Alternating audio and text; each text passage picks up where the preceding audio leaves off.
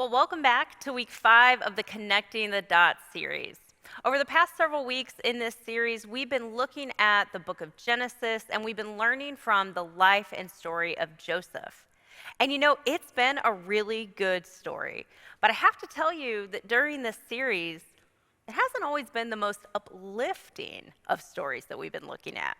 I mean, think about it. We've seen Joseph go through some hard stuff. He's been thrown into a pit by his brothers. He's been betrayed by the important people in his life. He's been thrown in jail. He's been forgotten about by the people that he helped. And he's really watched every dream that he's had be put on the back burner, just waiting for something, anything, to finally go right. And so finally today, we're there. We're at the happy part of Joseph's story. I'm really excited about it. I don't know about you. No one is in a pit anymore. Those jealous brothers are out of the picture. He's got a great job, a wife and 2 kids. Life finally seems like it's working out for Joseph. And as I read this next chapter of Joseph's story, the word that immediately came to my mind is joy. We see Joseph getting to use his gifts. We see him creating a family. We see all of that hard stuff he'd been through in the past finally be part of the past and not part of his present. And it feels like it's about time. Joseph has been through so much, more downs than ups, and if anyone deserves a break, it has to be him. And so if the story of Joseph was a movie, I think it'd be right about now that we'd be all breathing a sigh of relief, watching the credits roll up, we'd be getting off the couch, going on to bed, and we'd think, wow, that's great. That movie had an actually nice, happily resolved ending. I like that kind of movie. And if we thought that, we'd be right, kind of. We are to the good part of Joseph's story, but Joseph's story isn't over quite yet. So before we write this off as just another one of those stories with a happy ending, before we assume that there's nothing more to see or learn here, I want to ask you a question. And it's the question that came up for me when I watched that video that we saw at the top of the service. When did you last feel joy? Think about it. In the middle of your busy life, when did you last slow down to just enjoy it? In the middle of that ongoing struggle that just won't let up, when have you taken time to get a glimpse of the good things going on around you? When was the last time that you took some time to lay out all the places of joy in your life and really see that big picture clearly? If we're not careful, it can be really easy for us to miss out on the joy that's right in front of us. After all, we've got to-do lists to check off, we've got schedules to stick to, we might have some conflict in the family. Some of us have long and difficult pasts that we're still working to untangle. It's all part of it. And sometimes it feels like, if we could just get all these dots to connect, if we could just get all of that stuff taken care of and off of our list, then and only then would we be able to experience joy. But you know what? We don't have to wait. You don't actually have to wait to connect all the dots. You don't have to heal all the pain. You don't have to figure out every piece of the puzzle to see the joy that's right in front of you. And in Joseph's story, and even in our own, there's plenty of room for both the things that are complicated, that are messy, that are hard, and an awful lot of joy. There's room for both if we can just see it. And sometimes it's in the seasons that feel the most complicated, when we face the hardest things, that joy can be at work the most. One of my friends from seminary, Angela Williams-Gorel, she actually wrote a book about this called The Gravity of Joy. And in this book, she uses her own story to talk about this exact same thing. In the book, she tells about a season of her life when experiencing joy seemed almost impossible for her.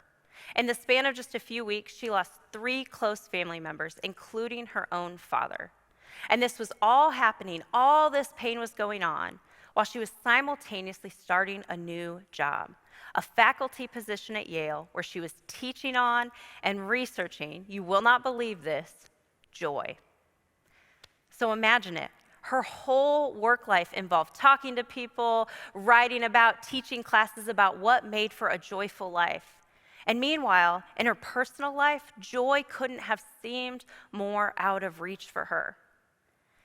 And so Angela's story that she tells in this book is incredibly powerful. And I really loved one of the quotes that she shares in it. And it sums up some of her research and what she was discovering joy to really be in that season. It says that joy is what we feel when what is lost is found, what was missing is restored, what was constrained is lifted, what we desire arrives, or what arrives satisfies a desire we didn't know we had. So I'm curious if you've ever thought about joy in that way. I really like this definition of joy because it's got a little bit more depth to it than just saying, well, everything worked out great, everything's going fine. It's a little bit more nuanced than saying, well, I'm just feeling really happy right now.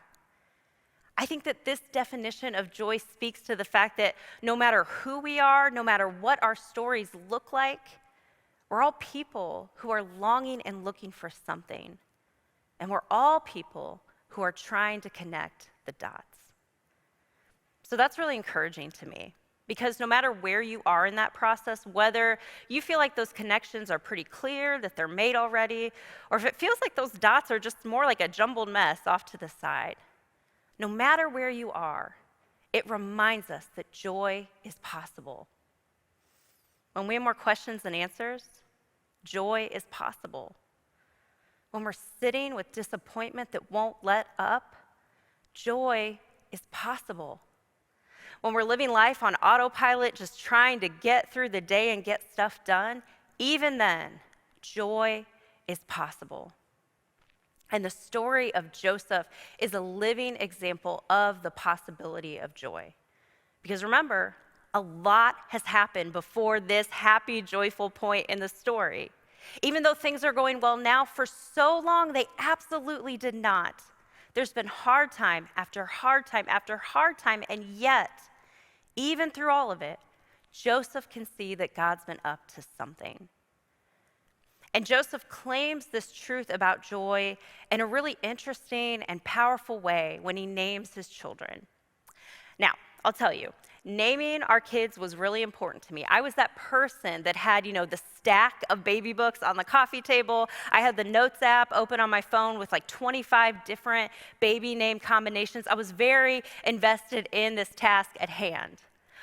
But as into naming my kids as I was, I could never have predicted just how well their names have fit them as they've grown into these little people that they're becoming.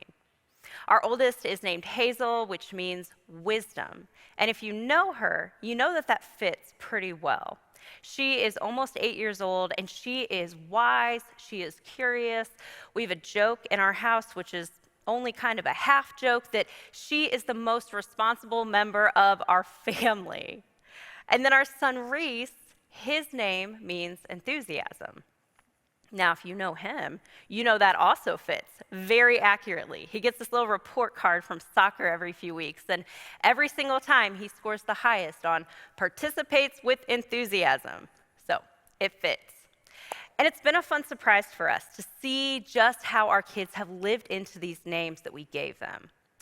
But as we look at how Joseph names his children, he's not just giving them a name that is like an aspiration for what they might be or what they might do, but he's actually naming a truth about where he's been and about what the future might hold. His first son's named Manasseh, and that name means that God has made me forget all my hardship and all my father's house. His second son is named Ephraim, and that means for God has made me fruitful in the land of my misfortunes. So these names, they're more than just names. These names tell a story and they claim a truth. They say, no, life has not been easy, but God has been faithful and joy is possible. And these names show a choice that Joseph's made. Because even though Joseph has the scars, he has the trauma to prove that his life has been hard, that's not actually what he decides to lead with into this next season of his life. And instead of building a future around the things that have failed him, and there would be plenty of material for him to do just that, but instead of doing that, instead of becoming a bitter and spiteful person, Joseph actually chooses a different way. Joseph chooses to see clearly how God has been with him every difficult step of the journey. And now Joseph can see joy and he can see hope, and that's where Joseph starts to actually connect all of these dots in what's happened in his life. And he starts to build this new future going forward. And here's what's so powerful about what Joseph's doing. He's moving on, but he's moving on with a different mindset. Now, it's not that Joseph is trying to forget about or deny the past. I mean, look at his kids' names: hardship, misfortune. It's all right there. I don't think that Joseph is in denial. But what I do think Joseph is doing is he's letting his joy be bigger than that pain that he's experienced. And if you're someone today that you've been through something that you still can't shake, or you're going through it right this very minute, there is a huge lesson in this choice that Joseph makes for us. See, our ability to feel joy, it doesn't require us to erase the grief that we've experienced. I'd say I don't even think it requires us to be fully over or healed from that grief. Sometimes when we go through something, we can feel a lot of pressure to just, shake it off, get over it, move on, be okay. But I don't think that's what joy actually asks us to do. Because joy doesn't ever promise to take away the memory of what hurt. Joy doesn't promise that the pain will just get erased completely. But here's what joy does do. Joy dilutes pain's power. And when we let that happen, when we let joy in like that, joy starts to change our perspective. It helps us see clearly because it lets us look at life in a new way. And as we look back over our stories, instead of just seeing the series of endings over and over again, we start to see beginnings. We start to see the way that God was working all around us the whole time. Joy starts to open us up to things that maybe we couldn't see before, and it lets us be curious instead of cynical for what might come next. So if we want this joy, if we know what God can do, and if we believe that joy is possible, the natural next question for me is, well then, okay, how do we find it? How do we not miss that joy and those opportunities in the middle of all the things that we've already named? And now, if you know me, you're not going to be surprised where I turned. I should say who I turned to for this answer. And for those of you that are already laughing because you know exactly whose name I'm going to say, I promise you, I tried to find a better source, a different source than quoting Brene Brown again in a sermon. I know, I Googled, I podcasted, I tried so hard. But at the end of the day, it is a Pastor Mindie sermon, and yes, I am going to quote Brene Brown. So just get comfortable, get ready to receive a great lesson. It's all going to be okay. I've been listening to her podcast this summer. It's called Unlocking Us, and you won't be surprised. I think it's fantastic. I highly recommend it. But I've been listening to it this summer, and one day she was talking about the relationship between joy and gratitude. And this was really fascinating to me because she was sharing that for years, she assumed that joyful people were grateful people. And I don't think that's really that groundbreaking. It makes sense to me. If you've got a lot of joy in your life, if things are going well, it seems like you would naturally lend yourself to having a lot of gratitude. But here's where it got interesting for me. She went on to say that as she researched for one of her books, she found out that she was wrong. Because it wasn't that joyful people were grateful. It was that grateful people were joyful. So do you hear the difference there? I know it's a little tricky, and it might even for some of you be like, okay, it's just word order, it's just semantics. But I want us to sit here for a second, because I think there's actually a huge implication for us if we understand that difference. See, the research that she was looking at, it didn't support the idea that an easy or a good life is what brings people joy. What it did show was that a consistent practice of gratitude gives us the ability to experience joy no matter what. And so more than anything, gratitude was the thing that breeds joy in our lives. Gratitude gives us this access to joy that we didn't know that we had. And it's in those moments where we want to believe that, you know what, joy isn't for me, there's no way, I can't find it. We just have to start there with a simple practice of gratitude. And I know that might sound a little bit elementary to some of you, it might sound overly simple, but I think that basic act of just naming the things that we're grateful for, that can be the one thing that opens the door for joy to creep in, even when we're sure that there's no way that can possibly be part of our story right now. And if we take the time, if we make the space, I really believe gratitude can be that spark that starts to lead us toward joy. And it's those many little sparks and that commitment to seeing our circumstances clearly that can make all the difference in our lives. Because think about Joseph's story. Joseph didn't just accidentally stumble onto joy because things got better in his life. That's the temptation as we read the story, to think that's how it went. But that's not what happened. His joy that he felt, that was a result of a lifelong practice of turning to and trusting God and watching how God was working in the middle of those difficult circumstances, those hardest times in his life. That's what set him up to have joy in the first place. Because the thing about Joseph's story, the truth that sits with me is that Joseph could have had the tide change. He could have had things start going right for him. He could have had all the success in the world. And you know what? He still could have missed it. He still could have missed out on joy. I think we all know people like this. We've all seen these kinds of stories. And the truth is, if you're someone who's been waiting for joy to just show up, if you keep thinking, okay, if I can just get to this point, joy will come for me. If I can just experience this, I'll finally get to see joy. The hard truth I have to tell you today is that a change in circumstance does not guarantee a shift in your perspective. That is the spiritual work that we get to do. The spiritual work for us is that whether we're in the best time of our lives or the worst time in our lives, no matter what is going on around us, we can still make a commitment right now to look toward God and to start trying to find joy and gratitude. Now, I'm not going to lie to you. I'm not up here to be like your cheerleader this Sunday morning. Sometimes this process is a fight.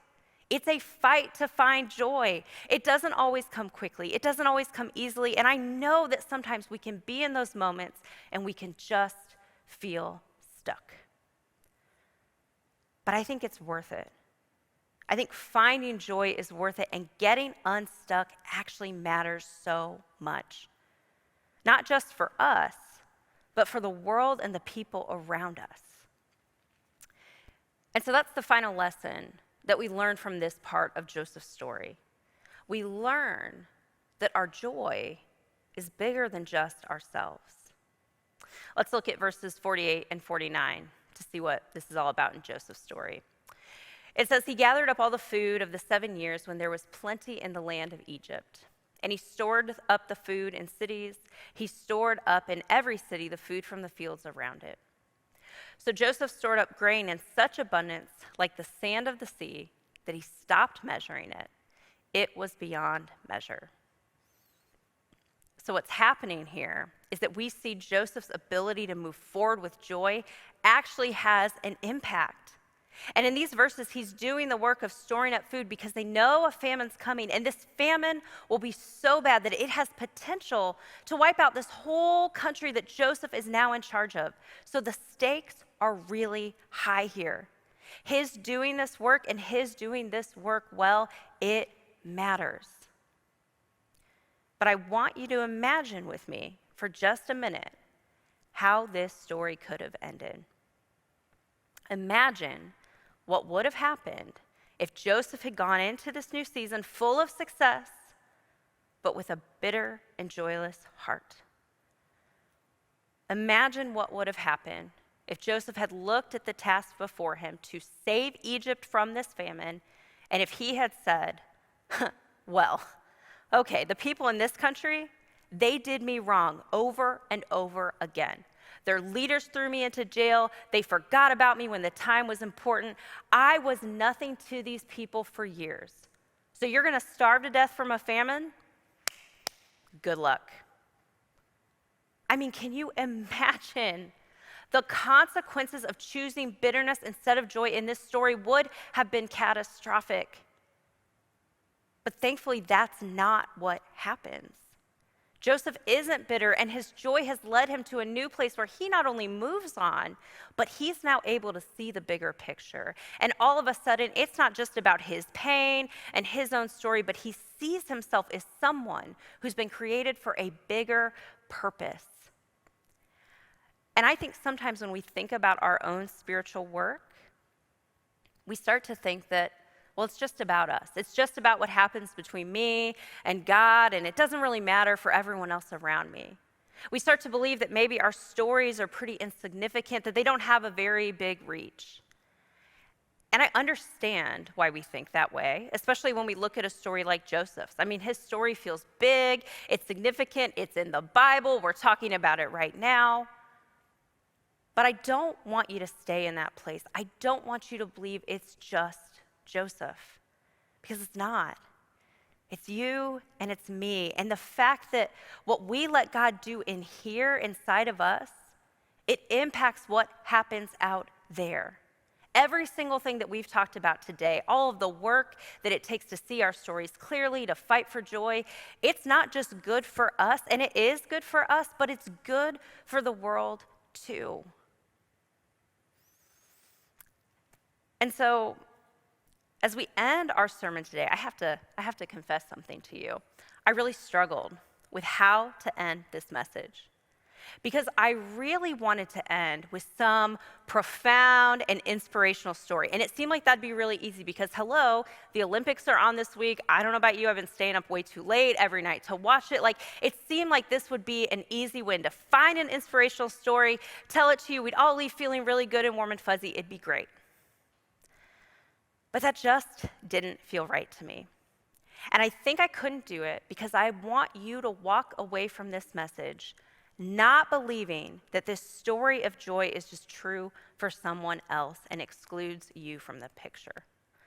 I want you to know that this is true for you too. And so I'm going to end today by telling you a little bit about my own spiritual work. My own work to see clearly, to connect the dots, and to choose joy in a hard season. And I'm going to tell you, this is a work in progress, so let's have grace for even your preacher this morning.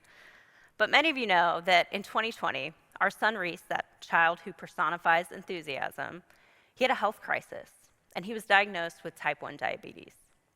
So we've lived with this diagnosis for over a year now, almost a year and a half, and unless there's a cure found, this will be part of our lives forever.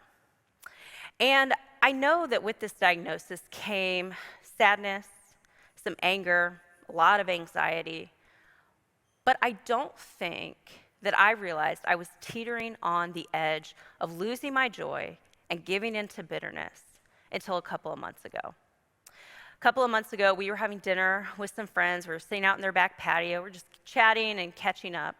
And one of the friends asked me if we had rescheduled our planned cross-country, kid-free trip that we'd had to cancel in 2020 because of COVID. And when they asked me this question, I felt my mood, my body just start to change. I felt really angry.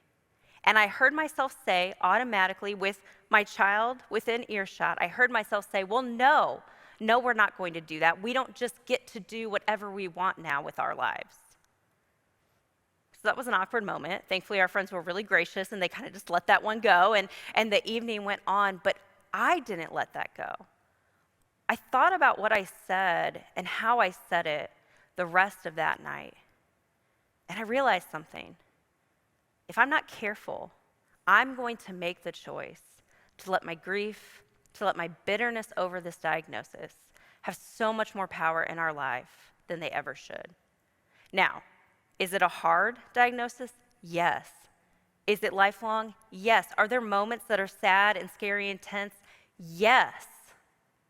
But friends, there is so much goodness in our lives as well. Not despite type 1, but right alongside of it. Because Reese, he's still Reese. Whether his pancreas does what it's supposed to do or if it's been replaced with a little pot of insulin that he has to wear outside of his body. And we have family and friends who have made such a commitment to us to learn about diabetes, to help care for him, to give us a break so that we can do fun things still. We have a church community that said we'll do anything we need to keep Reese safe so he can participate. And we have a preschool that's gone above and beyond to make sure that he has a happy and normal experience. And I'll tell you one more thing. It's been in this season that I have seen God tend to me and the fears that I have in the most concrete way I have ever seen as an adult. So since diagnosis, my biggest fear has been that something would happen, that we would lose him, and that he wouldn't make it to adulthood. And before Reese was diagnosed, I knew exactly one person, adult person, with type 1 diabetes. And since he's been diagnosed, since that fear entered my life, it is almost comical the amount of adults with type 1 that we have met. And it's not because we're like going to diabetes conventions or really involved in that community. It's been completely random. And I have to think that it's been sent by God. Because all of these adults we've met who have type 1, they're amazing, dynamic, healthy adults doing all these normal things that adults do. And over again, in the middle of the hard things, God keeps reminding me, Mindie, there's joy. There are things to be grateful for. There are opportunities to make community in the midst of this. There are opportunities to be part of a story that's bigger than our own. And even though this is hard, I'm not obligated to be bitter about this new part of our lives. And there's always this invitation to see joy if I will just let myself be open to it. Now, I told you, it's a work in progress. So I don't get it right every time. I need that reminder from the Holy Spirit over and over and over again. But here's what I know. When I can be reminded of joy, when I can be open to it, it's so much better than the alternative. There's so much possibility and goodness that I can't even imagine. And I don't know what you're going through. I don't know what your story is. I don't know what the thing is that feels like it's standing in the way between you and that joy that God has for you. But I do know that no matter what that is, God is right there next to you. God didn't leave Joseph in the hardest times of his life, and God surely doesn't leave us either. So even in the midst of the most difficult moment, friends, there's a spark. There's a spark of joy just waiting for us to see it clearly. Let's pray together. God, you have been faithful to us. Over and over again in our stories, we can see it if we just take a moment to try and have some gratitude and see clearly. Lord, I pray that in the places that we are stuck, that we would invite you in. I pray in the parts of our lives that seem so dark and without hope, that you would just shine the light on a little bit of something to be grateful for. And God, I pray that we could trust you and know that in you we can find joy. Jesus, thanks for what you do in our lives. Thanks for the way that you work in us.